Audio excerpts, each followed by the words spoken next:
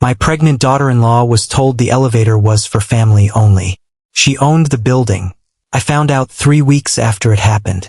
Not from my daughter-in-law. Not even from my son. I found out by accident, from a security guard who mentioned it in passing like it was nothing. A funny little story about a pregnant woman who'd insisted on taking the stairs instead of waiting for someone to confirm she was allowed on the elevator. 9 flights, 7 months pregnant. At my own retirement lunch. She was very polite about it.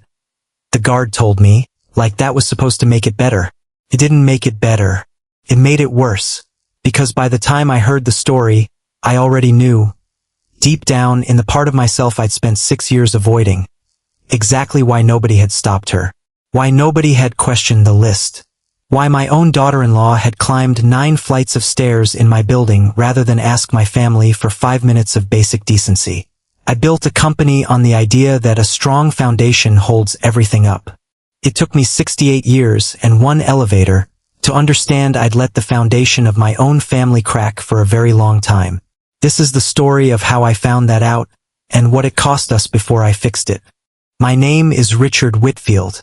I started Whitfield Commercial Group 34 years ago with a loan I almost didn't get and a handshake deal on a half-empty office building nobody else wanted. I built it, floor by floor, tenant by tenant, into one of the more respected commercial real estate firms in the Midwest. I was proud of that. I still am.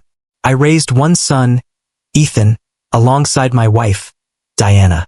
Diana came from a family with a name that mattered in this city long before mine did. Old money, old rules, old expectations about who belonged where and who didn't. I loved her for a lot of reasons over 39 years of marriage, but I won't pretend those old rules never rubbed off on me too.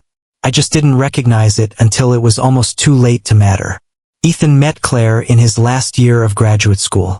She came from a small town 2 hours outside the city, raised by a single mother who worked nights cleaning office buildings. Buildings not unlike the ones my company owned. As it happened, though I didn't think about that irony until much later.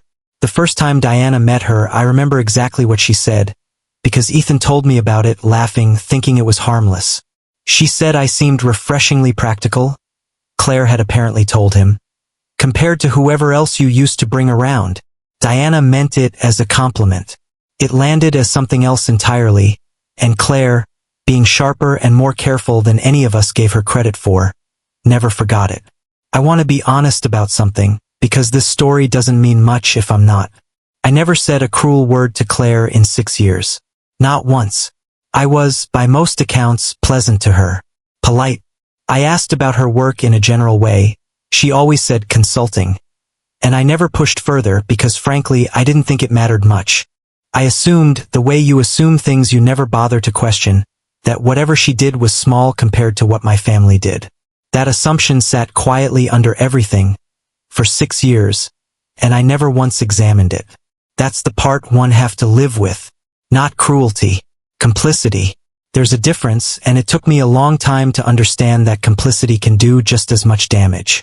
Diana ran our family's social world the way she ran everything, with quiet, absolute control. Guest lists. Seating charts. Who got invited to what and who got a phone call explaining politely why they hadn't made the cut this time. I let her run it. It was easier that way, and for 39 years, easier had always felt like the right choice. Claire and Ethan married in a small ceremony that Diana found, in her words, charmingly modest. A phrase I understood, even then, wasn't entirely a compliment. Over the following years I watched Diana refer to Claire, again and again in terms that reduced her. Ethan's wife. The mother of the Whitfield heir. Never just Claire. Never just her name, spoken like it belonged to a whole person. I told myself it wasn't my place to interfere in how my wife spoke to our daughter-in-law. I told myself Ethan would step in if it ever really mattered. I told myself a lot of things, over 6 years, that let me keep sitting at the head of the table without ever once standing up. Claire, for her part, never made a scene. She was quiet, composed, sharper than any of us realized. The kind of person who absorbs things and files them away rather than fighting about them in the moment. I mistook her patience for acceptance. I think honestly most of us did. By the time she was pregnant with our first grandchild, I was preparing to retire after 34 years running the company, handing more responsibility to Ethan, hoping to see him grow into the kind of leader I'd always believed he could be. Diana was planning my retirement lunch with her usual precision. String lights, a cake with my face rendered slightly wrong in frosting, a guest list she controlled down to the name. I didn't ask who was on that list. I never did. That was Diana's domain, and I'd learned, over 39 years, that questioning her domain rarely ended well for anyone's afternoon. I know now that not asking was its own kind of decision, maybe the most important one I made that whole year. The retirement lunch was held at Aldermere Tower, our company's headquarters, on the 9th floor.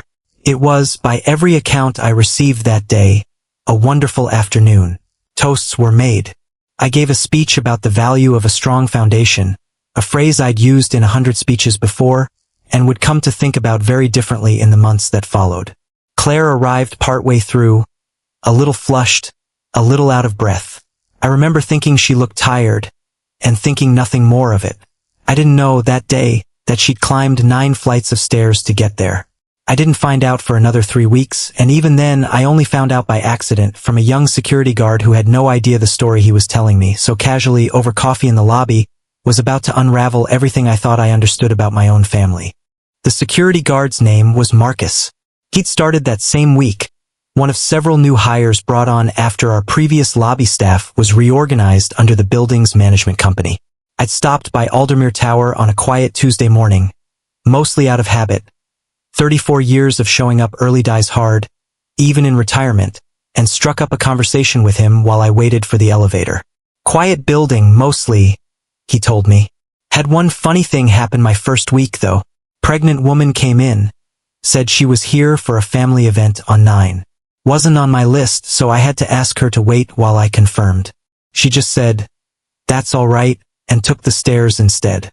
9 flights. I felt terrible about it after, honestly. Found out later she really was family, Whitfield family. I stood very still. When was this? I asked, though some part of me already knew. Few weeks back. The retirement party, I think. Big one with the banner.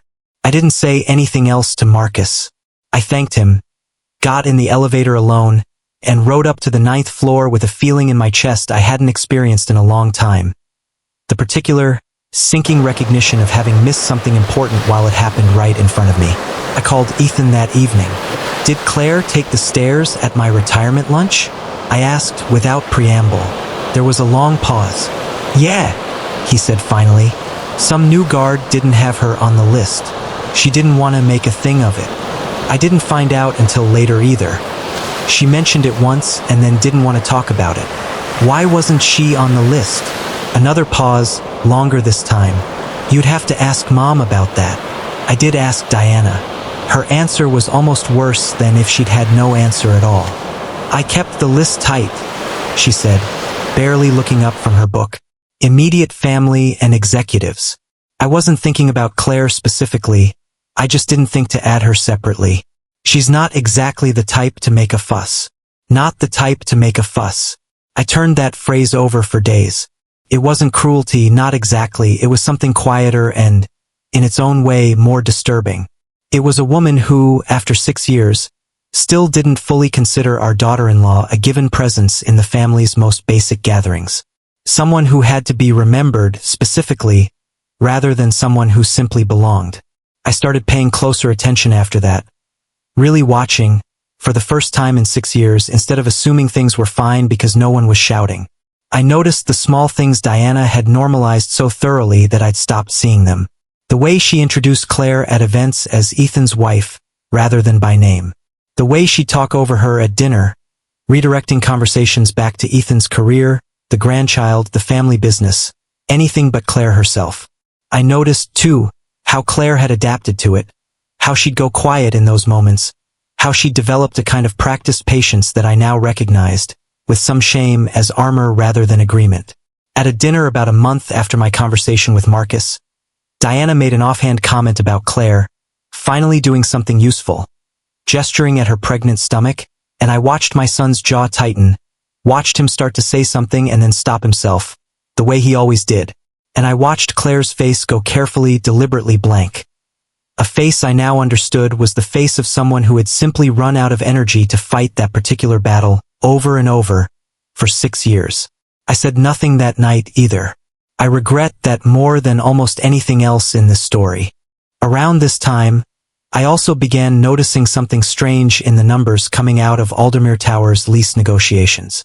Our rent through the building's management company, Bellcrest Property Partners, had been quietly climbing for 2 years, nothing dramatic, but steady, consistent increases that our operations director, Grant Pierce, had started grumbling about in meetings. Whoever owns this building through Bellcrest is a ghost, Grant told me one afternoon, frustrated after another attempt to schedule a meeting with ownership had gone nowhere. Some holding company called Hale Point. No public filings, no interviews, nothing. We've tried twice to get someone on the phone to talk about the terms directly. Complete dead end. I remember being irritated by that. The idea of some anonymous entity quietly squeezing a family business that had occupied that building for over a decade, hiding behind a management company, refusing even a conversation. I had no idea, sitting in that meeting, complaining about a faceless landlord, that I was one conversation away from understanding exactly who that landlord was. The lease renewal meeting was scheduled for the following month. I asked to attend personally, despite being technically retired, 34 years of habit, and frankly, some stubborn desire to finally get answers from the ghost behind Hale Point Holdings myself. Ethan was asked to sit in as well, since the lease directly affected his department's floor space. Grant was there. I remember the morning clearly, overcast, unusually cold for the season, the kind of day that makes a conference room feel smaller than it is. The meeting confirmation had listed the ownership representative simply as C. Hale. None of us thought twice about it. Why would we? It was just initials on a calendar invite, the kind of detail you skim past on your way to the next line. At 10 o'clock exactly, the conference room door opened, and my daughter-in-law walked in, 8 months pregnant, in a sharp charcoal blazer, carrying a folder under one arm like she'd done this 100 times before. I want to tell you I understood immediately. I didn't. For a full 3 seconds, I assumed she was there for some other reason entirely, maybe checking on Ethan, maybe passing through. It wasn't until she sat down at the head of the table, opposite where ownership representatives always sat, and opened her folder, that the full weight of what was happening began to land. "Claire," Ethan said, half rising out of his chair. "What are you?" "Please, sit," she said, her voice calm, measured. Nothing like the quiet, absorbed version of her I'd grown used to over 6 years. "I think we have some things to discuss." She slid a single document across the table to me. I remember my hands were unsteady when I picked it up. A small, strange thing to notice about yourself at 68 years old, in a room you've sat in 1,000 times. It was a deed of sale. Aldermere Tower. 4 years old. Buyer, Hale Point Holdings LLC. Sole managing member, Claire Hale Whitfield. My daughter-in-law. My son's wife. The mother of my grandchild. Sitting across from me in a building she had personally owned for 4 years, about a company I had spent decades building, that I had never once bothered to ask a single real question about.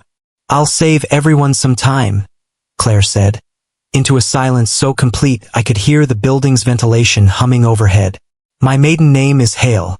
I started Hale Point Holdings when I was 26, 3 years before I met Ethan. With money I saved working 2 jobs while my mother cleaned office buildings at night to keep us afloat. I bought this building 4 years ago. I've been your landlord, through Bellcrest, this entire time." Grant made a sound that was almost a laugh, the kind that comes out when your brain hasn't caught up to what your ears just heard. "You're joking." "I'm not." I set the deed down slowly, my mind working through 6 years of small moments, rearranging themselves into a shape I hadn't let myself see before. "Why?" I said finally. "Would you hide something like this? From your own family?" She looked at me and I want to describe her expression honestly because it wasn't angry. That would almost have been easier to sit with. It was tired, steady, like someone finally setting down something heavy they'd been carrying for a very long time. "Because 3 days after I met your wife," she said, "she told me I seemed refreshingly practical compared to other women who dated your son," implying very clearly that she thought I was after his name, his money, his position. So I decided, quietly, that I would never give this family a reason to think my success had anything to do with marrying into it. Everything I built, I built before I knew any of you existed. I kept it separate because I wanted, just once in my life, for something to be entirely mine. Not the Whitfield heir's mother. Not Ethan's practical wife. Mine. Ethan reached for her hand across the table. I noticed she let him take it, though her eyes stayed on me, and I understood, somehow, that whatever she said next was mostly for my benefit. 2 months ago, she continued, I was 7 months pregnant, and a security guard turned me away from your executive elevator because I wasn't on a guest list your wife controlled. I took 9 flights of stairs to attend my father-in-law's retirement lunch. That same day, I overheard your executives complaining about a faceless landlord squeezing your rent, wondering who was behind Hale Point Holdings. I stood there, pregnant, invisible, listening to my own family discuss my company like it was the enemy. I have run a company for 34 years. I have sat across from difficult tenants, hostile investors, boards that wanted my job. I have never, in all that time, felt as thoroughly and deservedly small as I did in that conference room. Claire, I had no idea, I said. If I had known. I know you didn't know, she said, not unkindly, which somehow made it worse. That's exactly the problem. None of you ever knew anything about me because none of you ever asked. You decided who I was on the first night I sat at your table, and nothing I did in 6 years changed that story. So today, I'm not here to renegotiate a lease as your daughter-in-law, hoping you'll finally see me. I'm here as your landlord, because that's the only version of me this family has ever taken seriously enough to sit up straight for. Grant looked like he wanted to sink through the floor. I understood the feeling. Ethan spoke then, quietly, to the room rather than to any one of us. I'm sorry. I should have pushed back years ago every time. I didn't. That's on me. He looked at me directly. It's on all of us. He wasn't wrong about that last part, and I made myself sit with it instead of arguing. Claire slid a second document across the table, a formal notice. Effective this quarter, Bellcrest will be restructuring lease terms for all tenants at Aldermere Tower to reflect current market conditions. Standard adjustments across the board, including Whitfield Commercial Group. I won't be offering you a discount for being family. But I also won't be squeezing you the way Grant described in a hallway conversation he didn't know I overheard.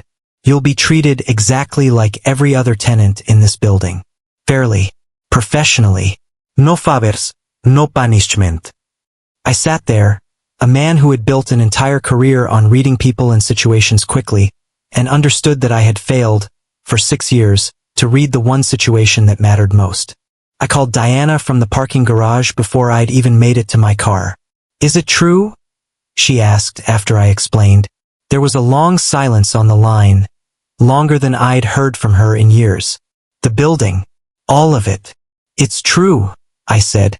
She's owned Aldermere Tower for 4 years, Diana.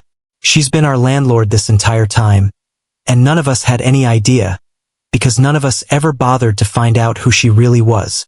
I didn't know it was her at the door that day, Diana said quietly. The guard. I told the coordinator to keep the list tight. I wasn't thinking about her specifically. I wasn't thinking about her at all, if I'm honest, and I think that's actually worse. It was the first time in 39 years of marriage I'd heard my wife say something like that about herself, without immediately following it with a reason it wasn't really her fault. I asked Claire, a few days later, if she'd meet with me privately. Not about the lease, not about business. I wanted to apologize properly, man to daughter-in-law, for 6 years of quiet, comfortable complicity dressed up as neutrality. I built this company from nothing too, I told her, sitting across from her in a small coffee shop near her office, feeling more nervous than I had in any boardroom in 34 years. I should have recognized what you were doing the moment I met you, recognized the work in you, the same work I put into building Whitfield Commercial. Instead, I let my wife's first impression of you become the only impression this family ever bothered to form. I never asked you a single real question about your life before you married my son. That's not neutrality. That's failure, and it's mine. She was quiet for a moment, turning her coffee cup slowly on the table. I appreciate you saying that, she said finally. I don't need you to fix 6 years overnight. I just need it to actually be different going forward. not performed. Different. I told her I understood, and I meant it, though understanding and actually changing turned out to be two very different jobs. Over the following months, I watched my wife do something I honestly wasn't sure she was capable of. Slow, deliberate, imperfect change. Diana started calling Claire directly, not through Ethan, to ask how she was feeling, how the pregnancy was going, what she actually needed rather than what the family assumed she needed. She showed up, unprompted, to help set up the nursery, and I watched her cry, genuinely quietly. The first time she held her granddaughter, 3 weeks after the due date, whispering an apology into the baby's blanket that I don't think she ever repeated out loud to anyone, but that I heard anyway. I made changes of my own. I stepped back into an advisory role at Whitfield Commercial specifically to sit in on Ethan's leadership transition, not to control it, but to make sure the next generation of that company understood something I'd taken 34 years and one humiliating lease meeting to learn, that you cannot build a strong foundation on assumptions about who deserves your attention and who doesn't. Grant Pierce apologized to Claire personally at the next quarterly walkthrough, visibly mortified, admitting he had no idea the ghost behind Hale Point had been sitting across the dinner table from his boss's son for 6 years. She told him there was nothing to apologize for. He'd simply been talking honestly about business the way people do when they think no one important is listening. I understood, hearing that the comment wasn't really meant for Grant at all.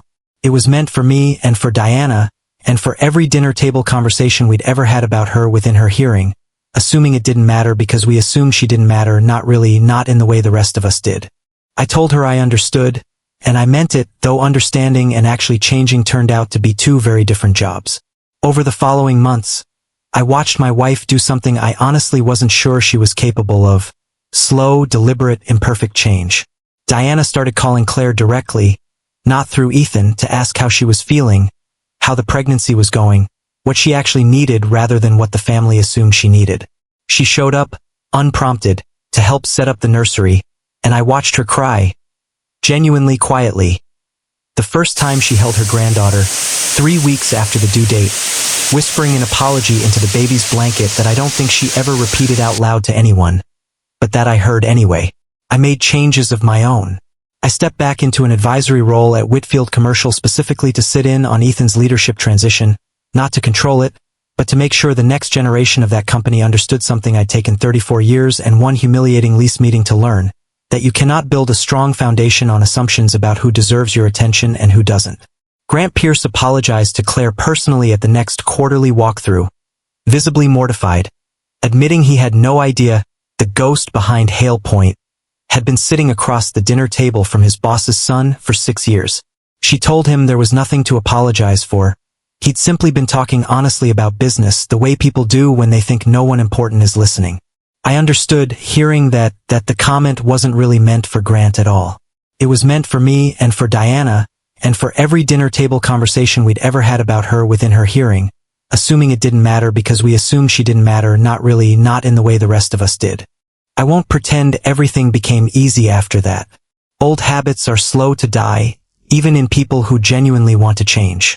There were still occasional awkward silences, still moments where Diana's old instincts crept back in before she caught herself. But something fundamental had shifted in our family, and I felt it most clearly the first time I watched Claire walk into a family dinner and simply be introduced, by name, as herself. Not as anyone's wife, not as anyone's vessel, just Claire, and watched her visibly relax, for what might have been the first time in 6 years at our table. My granddaughter is 2 years old now. Sometimes, when I visit Aldermere Tower, I take the express elevator up with her, the same one my own daughter-in-law was once turned away from, and I think about that Tuesday morning, standing in the lobby with a security guard, hearing a story I should have known 3 weeks earlier than I did. I spent 34 years building a company on the idea of a strong foundation.